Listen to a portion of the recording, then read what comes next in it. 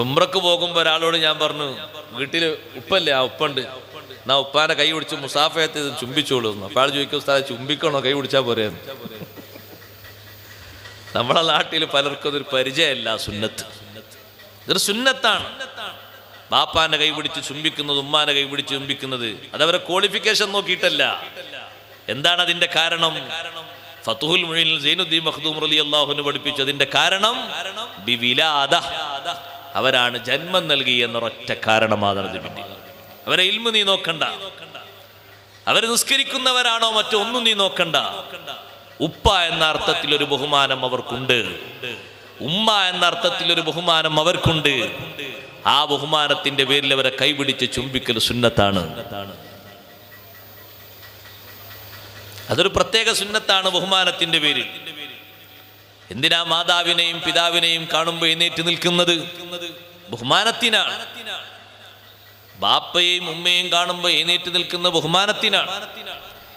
നമ്മുടെ സമൂഹത്തിൽ വളർന്നു വരുന്ന മക്കൾക്ക് നമ്മൾ ആ ബഹുമാനം പഠിപ്പിക്കണം. അവർക്ക് ഇന്ന് കുറവ്, സംവിധാനങ്ങളും സൗകര്യങ്ങളൊന്നും കുറവില്ല. ഒറ്റ കുറവേ നമ്മുടെ മക്കൾക്കുള്ളൂ. എന്താണ് ആ കുറവ്? അദബ് എന്ന് പറയുന്ന സാധനം വളരെ കുറഞ്ഞുകൊണ്ടിരിക്കുകയാണ്. അത് എവിടുന്നെങ്കിലും കടയിൽ നിന്ന് കിലോ കണക്കിന് തൂക്കി വാങ്ങേണ്ട ഒന്നല്ല അദബ്. അദബ് പഠിപ്പിക്കേണ്ടത് ആരാ? മാതാപിതാക്കളാണ് അദബ് പഠിപ്പിക്കേണ്ടത്.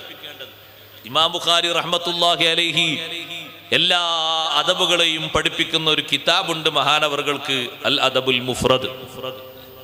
അതിലാദ്യം കൊണ്ടുവരുന്നത് മാതാപിതാക്കളോട് മക്കൾ പാലിക്കേണ്ട അദബിനെ സംബന്ധിച്ചാണ്. അവിടെ മഹാനവറുകൾ എഴുതി വെച്ചത് കാണാം, അസ്സലാഹിയ്യത്തു മിനല്ലാഹ്. കുട്ടികളെ സ്വാലിഹീങ്ങളാക്കി തരുന്നത് അത് അള്ളാഹുവിൽ നിന്ന് കിട്ടുന്ന വലിയൊരു ഭാഗ്യമാണ്. അള്ളാഹു തആല തരേണ്ടതാണ്. അതേ സമയത്ത് വൽ അദബു മിനൽ ആബാഇ, കുട്ടികൾക്ക് അദബുണ്ടാകേണ്ടത് മാതാപിതാക്കളിൽ നിന്നാണ്. ആ അദബ് വരേണ്ടത്. ഉപ്പ പഠിപ്പിക്കണം അദബ്, ഉമ്മ പഠിപ്പിക്കണം അദബ്. ബഹുമാനം മക്കൾക്ക് പഠിപ്പിക്കേണ്ടത് ബാപ്പയാണ്, ഉമ്മയാണ്. ഒരു വിളിയിൽ ബഹുമാനക്കേട് വന്നാൽ അവിടെ വെച്ച് തിരുത്തണം. രണ്ടാമത് ആവർത്തിക്കുന്ന ശബ്ദം കേൾപ്പിക്കരുത്. ഇമാം ഗസാലി റഹ്മത്തുള്ളാഹി അലൈഹി വിശദമായി പഠിപ്പിച്ചു. മക്കളെ സംസ്കരിക്കുന്ന മുറകൾ വിശദീകരിച്ചെടുത്ത് ഞാനതൊക്കെ പറയല്ല, പറഞ്ഞ കൂട്ടത്തിൽ പറഞ്ഞതാണ്. മക്കളെ അദബ് പഠിപ്പിക്കുന്ന കൂട്ടത്തിൽ മഹാനവറുകൾ പറഞ്ഞു, താഴെയുള്ള കുട്ടി മേലെയുള്ള കുട്ടിയുടെ പേര് വിളിച്ചാൽ ഉമ്മത് കേട്ടാൽ ഉപ്പത് കേട്ടാൽ തിരുത്തണം. എന്താ നമ്മുടെ ഇന്നത്തെ ജനറേഷൻ എന്താ പറയാ? അത് അവർ തമ്മിൽ 2 വയസ്സിന്റെ വ്യത്യാസമല്ലേ ഉള്ളൂ, പ്രശ്നമല്ല അല്ലേ? അതൊരു വിഷയമല്ല. 2 വയസ്സിന്റെ മാറ്റേ ഉള്ളൂ, അല്ലെങ്കിൽ 1.5 വയസ്സിന്റെ മാറ്റേ ഉള്ളൂ, അല്ലെങ്കിൽ 3 വയസ്സിന്റെ മാറ്റേ ഉള്ളൂ. ഒരൊറ്റ മണിക്കൂറിന്റെ മാറ്റം വേണ്ട, ഒരു 3 മിനിറ്റിന്റെ മാറ്റമുള്ള ചേട്ടനും അഞ്ചനാണെങ്കിൽ പോലും അദബ് പഠിപ്പിക്കണം. പഴയകാലത്ത് ഉമ്മമാര് പഠിപ്പിച്ച അദബല്ലേ? ചരിത്രത്തിൽ നിങ്ങൾ അറിയില്ലേ, കേട്ടിട്ടില്ലേ? പരിചയമുള്ള 2 മഹാന്മാരാണ് അലി ഇബ്നു സ്വാലിഹ്, ഹസൻ ഇബ്നു സ്വാലിഹ് റളിയല്ലാഹു അൻഹുമാ. 2 പേരും ഇരട്ടകളാണ്. പക്ഷെ ഇരട്ടകളാണെങ്കിലും അവരെ ഉമ്മ പഠിപ്പിച്ച അദബ് എന്താണെന്നറിയോ? അലി ഇബ്നു സ്വാലിഹ് റളിയല്ലാഹു അൻഹു ഹസൻ ഇബ്നു സ്വാലിഹ് റളിയല്ലാഹു അൻഹുവിന്റെ മുന്നിൽ ഒരിക്കലും നടക്കുന്നത് ജനങ്ങൾ കണ്ടിട്ടില്ല, ഒപ്പം നടക്കുന്നതും കണ്ടിട്ടില്ല. എപ്പോഴും അലി ഇബ്നു സ്വാലിഹ് റളിയല്ലാഹു അൻഹു മുന്നിൽ, ഹസൻ ഇബ്നു സ്വാലിഹ് റളിയല്ലാഹു അൻഹു പിന്നിൽ. ഒരേ ദിവസം ജനിച്ചവർ, ഒരേ മണിക്കൂറിൽ ജനിച്ചവർ. എങ്ങനെ ഈ വലിയ ബഹുമാനത്തിന്റെ ഉടമകളായി മാറി? അവരെ ഉമ്മ പഠിപ്പിച്ചു കൊടുത്ത ബഹുമാനമാണ്. ഉമ്മ പറഞ്ഞു കൊടുത്തു, ഹസൻ ഇബ്നു സ്വാലിഹ് തങ്ങൾക്ക്, മോനെ, നിന്റെ മുമ്പ് ദുനിയാവിലേക്ക് വന്ന ആളാണ് നിന്റെ ചേട്ടൻ. നിന്റെ മുന്നിലാണ് ഈ ഭൂമിയിലേക്ക് ചേട്ടൻ വന്നത്.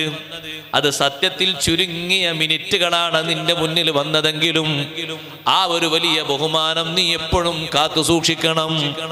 ജീവിതത്തിൽ ഒരിക്കൽ പോലും ജനങ്ങൾ എവിടെയും അങ്ങനെ കണ്ടിട്ടില്ല. ഉമ്മമാരെ, മക്കൾക്ക് നല്ല അദബ് പഠിപ്പിക്കണം, നല്ല ബഹുമാനം പഠിപ്പിക്കണം. പേര് പേരുകൊണ്ട് ജ്യേഷ്ഠനെ അഭിസംബോധനം ചെയ്യുന്നത് ബഹുമാനത്തിനെതിരാണ്. അത് ചെറിയ കുട്ടിയായ അനുജന് ആ ബുദ്ധി പഠിപ്പിച്ചു കൊടുക്കേണ്ടത് ഉമ്മയാണ്. വിളിക്കേണ്ട ബഹുമാനത്തിന്റെ വിളി പഠിപ്പിച്ചു കൊടുക്കണം. ചിലപ്പോൾ ചില വീട്ടിലൊക്കെ നിങ്ങൾ കാണാം, മാതാപിതാക്കളെ പേരുകൊണ്ട് മക്കൾ അഭിസംബോധന ചെയ്യുന്നു. അത് അദബിനെതിരാണ്, ബഹുമാനത്തിനെതിരാണ്. സുബ്ഹാനല്ലാഹ്, അതങ്ങനെ അവർ ശീലിച്ചു പോയി എന്ന് പറയുന്നത് നമ്മൾ അവരെ അദബ് പഠിപ്പിച്ചിട്ടില്ല എന്നതിന്റെ വലിയ തെളിവാണ്. അതാണ് അതിൽ നിന്ന് മനസ്സിലാകുന്നത്. ആരെയാ നിങ്ങൾ പേരുകൊണ്ട് വിളിച്ചത്? ഞാനതെന്റെ ഉമ്മാനെയാണ് വിളിച്ചത്, അല്ലെങ്കിൽ ഉമ്മാന്റെ സഹോദരിയാണ് വിളിച്ചത്, ഉമ്മാന്റെ ജ്യേഷ്ഠത്തെയാണ് അനുജത്തെയാണ് വിളിച്ചത്. പാടില്ല, അതൊക്കെ ബഹുമാനത്തിന്റെ തലങ്ങളാണ്. അവരൊക്കെ വിളിക്കേണ്ട ബഹുമാനത്തിന്റെ ഒരു പേരുണ്ട്. ഓരോ നാട്ടിലും അതിന് വ്യത്യസ്ത ശൈലികൾ ഉണ്ടാകാം. ആ ശൈലികളിൽ തന്നെയാണ് വിളിക്കേണ്ടത്. ഒരിക്കലും ബഹുമാനത്തിന് കുറവ് വരുന്ന രീതിയിൽ ഒരു സംസാരമോ ഒരു സമ്പർക്കമോ ഒരു രോഷം കൊള്ളുന്ന സ്വഭാവമോ മൂത്ത ആളോട് താഴെയുള്ള ആള് പ്രകടിപ്പിക്കുമ്പോ ബാപ്പയും ഉമ്മയും അവരെ മനസ്സിൽ പ്രതിഫലിപ്പിക്കേണ്ടത് അത് നിന്റെ ജ്യേഷ്ഠ സഹോദരനാണ്, നിന്റെ ജ്യേഷ്ഠ സഹോദരിയാണ്. അവരോടങ്ങനെ പറയരുത്, അങ്ങനെ പെരുമാറരുത്, അങ്ങനെ സംസാരിക്കരുത്, അവരെ മുന്നിൽ അങ്ങനെ ഇരിക്കരുത്, അങ്ങനെ നടക്കരുത്, ആ രൂപത്തിലുള്ള വർത്തമാനം പറയരുത്. ഇതിന്റെ ഒരു കുറവ് കൊണ്ട് സഹോദരന്മാരെ നമ്മൾ അതിന്റെ കുറവ് അനുഭവിക്കുന്നത് എവിടെയാണെന്നറിയോ? കലാലയങ്ങളിലാണ്. കലാലയങ്ങളിൽ മദ്രസയാകട്ടെ സ്കൂളാകട്ടെ ചെറിയ ക്ലാസ്സിലുള്ള കുട്ടികൾ മുതിർന്നവരോട് കയർത്ത് സംസാരിക്കുന്നു. എന്താ അതിന്റെ കാരണം? ആ കുട്ടികൾക്ക് അവരെ വീട്ടിൽ നിന്ന് കിട്ടേണ്ട അദബ് യഥാർത്ഥത്തിൽ കിട്ടിയിട്ടില്ല. മൂത്തവരോട് പഠിപ്പിക്കേണ്ട ഒരു അദബുണ്ട്. അതാരാ പഠിപ്പിക്കേണ്ടത്? രക്ഷിതാക്കളായ ബാപ്പയും ഉമ്മയും അടങ്ങുന്ന സമൂഹമാണ്. അവരാണത് പഠിപ്പിക്കേണ്ടത്. അതിനെതിരായിട്ടൊന്നും പാടില്ല. ആ അദബ് വളരെ കൃത്യമായിട്ട് പഠിപ്പിക്കണം, ഒരു കുറവും വരാത്ത രൂപത്തിൽ. സ്വഹാബിമാരൊക്കെ അവരെ മക്കൾക്ക് അങ്ങനെയല്ലേ പഠിപ്പിച്ചത്? എത്രമാത്രം വലിയ ബഹുമാനത്തോടെയാണ് അവർ മക്കളെ വളർത്തിയത്. ആ ബഹുമാനത്തിൽ തന്നെ വളർത്തണം നമ്മളും. അപ്പോഴേ ആ അദബും ആ ആദരവും ഒക്കെ നമ്മുടെ നാട്ടിൽ, നമ്മുടെ സമൂഹത്തിൽ സൗന്ദര്യത്തോടെ നിലനിൽക്കുകയുള്ളൂ.